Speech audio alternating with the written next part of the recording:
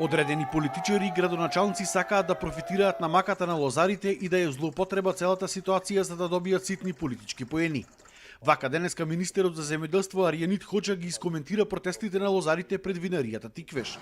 Во среда закажал состанок со сите винарии, за да се види колку од нив го почитуваат постигнатиот договор за откуп на грозјето, односно 11 денари за Смедеревката и 13 денари за килограм вранец. Поголемиот дел на винарските визби не почнале со откуп и заради тоа не е сфатливо за мене да може на самиот почеток на откупот да се направи обид за да се профитира политички врз грбот на лозарите. Додека јас го водам министерството, политика во земјоделството нема да има, а жал ми е што одредени политичари тоа се уште не го сватиле и се обидуваат да придобијат уште еден мандат сега за градоначалник на мака на лозарите.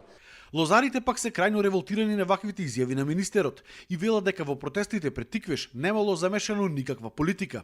Обвинија дека државата и инспекторатот воопшто не ги заштитувале од самоволието на винариите. Денеска во Кавадарци винариите од непознати причини го стопирале откупот. Лозарите обвинија дека и лани Тиквеш им го откупувал грозјето по 6 до 7 денари за килограм, а државата не ги обештетила. Бараат да се почитува одлуката за вранецот, она грозје кое што има од 18 до 19 шекерни единици, цената да му биде 12 денари за килограм, а од 19 до 21 шекерна единица 13 денари. Смедеревката пак да се плаќа по 11 денари. Оваа година од Тиквеш им понудиле по само 8 денари за грозје кое што е по 21 шекерна единица, да им го откупат за дестилат, што пак ја прелило чашата за да започне протестот. Не кажа цена смешна. Затоа што ова гројзе од 24 до 21 што го враќа, од тоа ние вариме маџум и најквалитетно вино.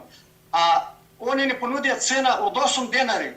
Тоа гројзе да се вари, да го вареле за дестилат. До сега таа цена, тие што откупува винари, не се почитува, а другите чекат сега евентуално некоја средба за во среда, да договарале со владата некои нивни барања.